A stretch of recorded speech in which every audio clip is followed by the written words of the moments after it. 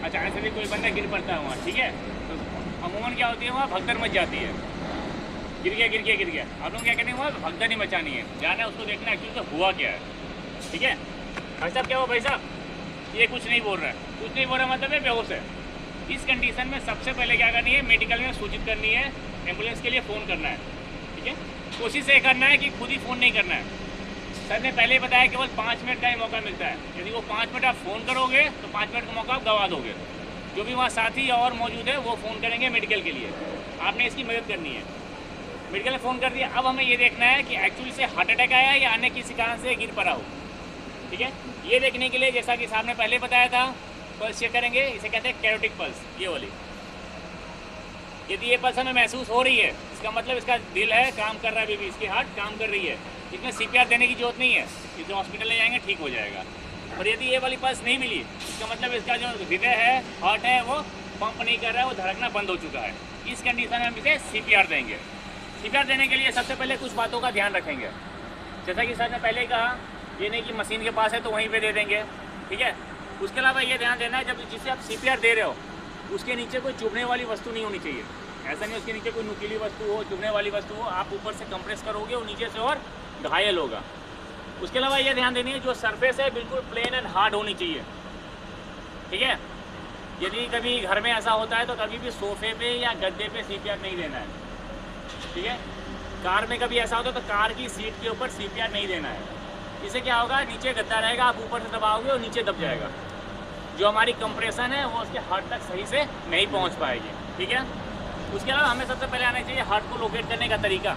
जब हमें पता होगा कि हमारी हार्ट है कहाँ, उसके बाद ही हम सही तरीके से CPR दे पाएंगे, ठीक है।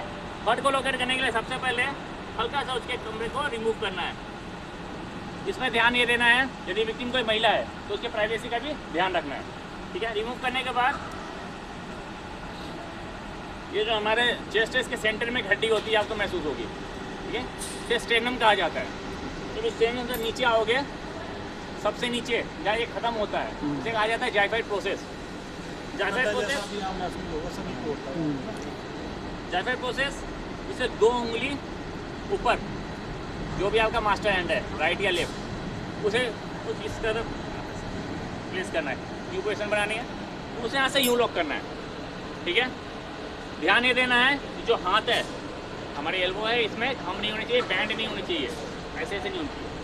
यदि ऐसे होगी, नीचे लगी नहीं रहा, आप ऊपर से दबाए जा रहे हैं, तो जो भी हम जोर लगा रहे हैं, एफर्ट लगा रहे हैं, प्रॉपर नहीं पहुंच पाएगी, ठीक है। पूरी बॉडी अपने इसके ऊपर माउंट करनी है। आप बस ऐसे करके करोगे, क्या होता है ना, हमारी हड्डियाँ होती है, उसको नेचर ने ऐसा बना रखा है हार्ट को प्रोटेक्ट करने के लिए, बचाता है ये, ठीक है। यदि नॉर्मल हम ऐसे ऐसे कंप्रेस करेंगे तो हार्ट तक प्रेशर नहीं आएगी। पूरी बॉडी वेट जब हम इसके ऊपर डालेंगे, इसके बाद जब हम इसको कंप्रेस करेंगे, इसके बाद क्या होगी, प्रॉपर हार्ट तक कंप्रेशन पहुंचेगा, ठीक है। अब चूंकि ये बंदा लाइव है, इसके ऊपर मैं डेमो नहीं कर रहा हूँ, मैं आपको बता रहा हूँ करने का तरीका। सेम यू करना है, ठीक है। कंप्रेस करना है 30 बार, 30 बार दबाना है, ठीक है, कंटिन्यू। और इतनी तेजी से दबाना है कि तकरीबन 1 मिनट में 100 से 130 बार की स्पीड होनी चाहिए, बट कंप्रेस करना है केवल 30 बार।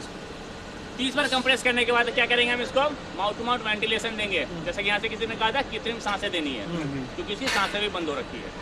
कृत्रिम सांस देने का तरीका क्या है, हल्का सा इसके खुद को ऊपर की तरफ करना है, और यदि आप चिन को क्या करोगे, ऊपर करोगे तो हमारी ये जो नली है, सांस नली है, प्रॉपर खुल जाती है।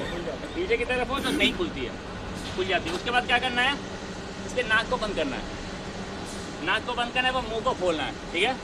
इसके बाद क्या करना है, हमेशा कोई सफ़ेद कपड़ा, साफ कपड़ा या रुमाल का यूज़ करना है। होता क्या है, हो सकता है मैं इसकी मदद कर रहा हूँ, ये पहले से किसी रोग से संक्रमित है, यदि मैं डायरेक्ट माउथ टू माउथ इसे वेंटिलेशन दूंगा तो मैं भी संक्रमित हो सकता हूँ, इसलिए हमेशा बैरियर का यूज़ करना चाहिए। बैरियर में आप कुछ नहीं, सभी पास रुमाल होगा, कोई मास्क होगा, कोई साफ कपड़ा हो, कम से कम ऐसा ना हो कि डायरेक्ट आप मुंह से मुंह लगा दिया, हो सकता है उसको और कोई बीमारी हो, आपने खुद ले ली, उससे बचने के लिए नाक को बंद करना है। नाक को इसलिए बंद करना है कि आप नाक को नहीं बंद करोगे, जो भी आप मुंह से सांस दोगे इसके नाक के रास्ते से बाहर निकल जाएगी, इसके लंग्स तक नहीं पहुंच पाएगी उतनी सांसें। नाक को बंद करना है एवं इसके मुंह में सांसें देनी है। याद रखना है, एक सांस कम से कम 4 सेकंड तक लगातार देनी है। एक बार आपने खींची, ठीक है, फिर 4 सेकंड तक लगातार उसको दो, ठीक है ना। ये प्रोसेस कर इसका था कि 2 सांसें इसमें देनी है। 2 सांस देने के बाद अब क्या होता है, 30 बार मैंने कंप्रेस किया था एवं 2 बार इसकी सांसें दी मैंने। इसकी 1 साइकिल कंप्लीट होती है। इस तरह की 5 साइकिल कंप्लीट हो जाती है। दोबारा से मैं इसकी कैविटी पल्स चेक करूँगा। यदि पल्स आ जाती है तो मैं इसे नहीं दूंगा, CPR देना बंद कर दूंगा। यदि पल्स नहीं आती है तो CPR तब तक कंटिन्यू रखूँगा जब तक मेडिकल की टीम नहीं पहुँच जाती है, क्योंकि पहले हमने एम्बुलेंस के लिए कॉल कर रखा है, ठीक है। ये प्रोसेस तब तक जारी रखना है जब तक ये मेडिकल में नहीं पहुंच जाता है, हॉस्पिटल तक नहीं पहुंच जाता है। यदि मेडिकल की टीम आ जाती है तो क्या करते हैं, उसमें भी जो मेडिकल के स्टाफ आते हैं वो CPR देते देते इसको ले जाते हैं। एम्बुलेंस होती है, उसमें ऑटोमेटिक मशीनें होती है, वो अपने आप देना शुरू कर देती है।